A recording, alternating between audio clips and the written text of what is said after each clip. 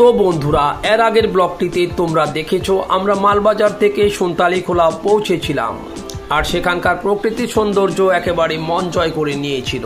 আজকের ব্লগটা আরো স্পেশাল, কারণ আমরা আজ যাচ্ছি সেই বিখ্যাত কিন্তু অনেকের অজানা রকি আইল্যান্ডে।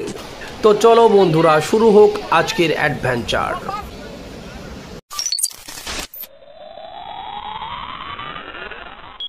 রকি আইল্যান্ড যাবার পথেও এমন কিছু সুন্দর দৃশ্য চোখে পড়লো, ভাবলাম না শেয়ার করে পারা যায় না। এই যে দেখো, সুনতালিখোলার ঘন জঙ্গল, যেন মেঘ আর সবুজের খেলা।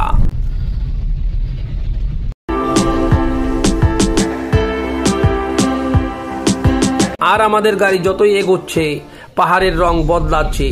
সত্যি বলতে এটা একটা ম্যাজিক, প্রকৃতির নিজস্ব রং তুলির আচর। কমেন্ট করে জানাও তো এই পথে কে কে এসেছো আর কেমন লেগেছিল তোমাদের।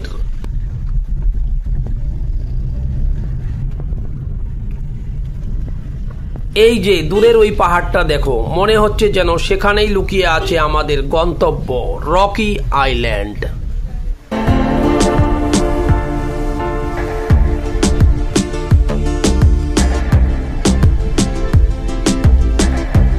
গুগল বলছে সুনতালিখোলা হ্যাঙ্গিং ব্রিজ থেকে মাত্র 18 মিনিটের পথ, কিন্তু রাস্তার কিছু অংশ ভাঙা থাকায় আমাদের একটু বেশি সময় লেগেছে।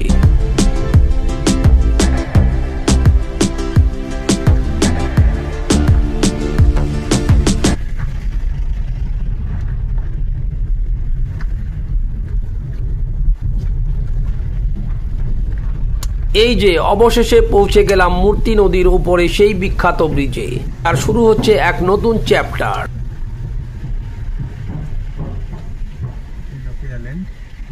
নদীতে নামতে পারবেন।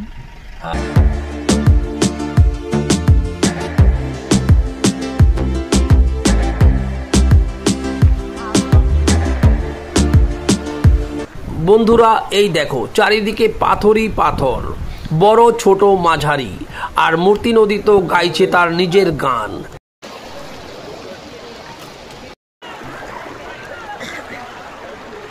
এখন বৃষ্টি নেই তাই জল একটু কম, কিন্তু জায়গাটা একেবারে ছবির মতো।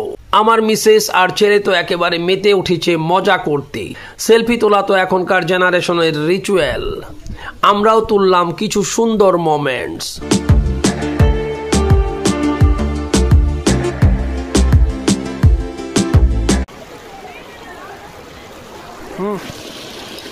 তোমরা ঘুরতে গেলে ডুয়ার্সে তোমাদের সবথেকে ফেভারিট লোকেশন কোনটা, কমেন্ট করে জানাও।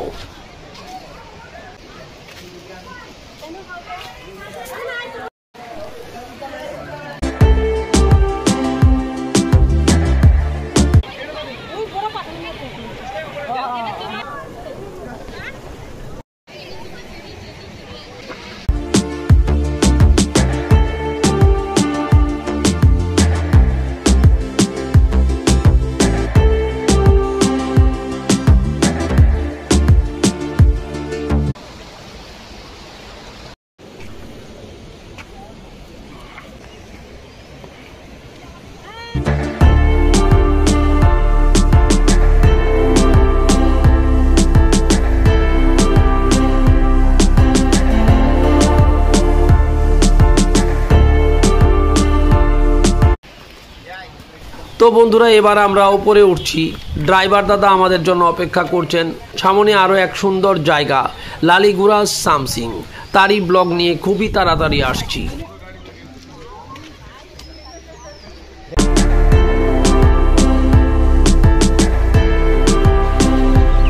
তোমরা যদি এই ভিডিওটা পছন্দ করে থাকো, একটা লাইক আর সাবস্ক্রাইব করে দিও, আর শেয়ার করো তোমার ট্রাভেল লাভার বন্ধুদের সাথে। দেখা হবে পরের ব্লগে।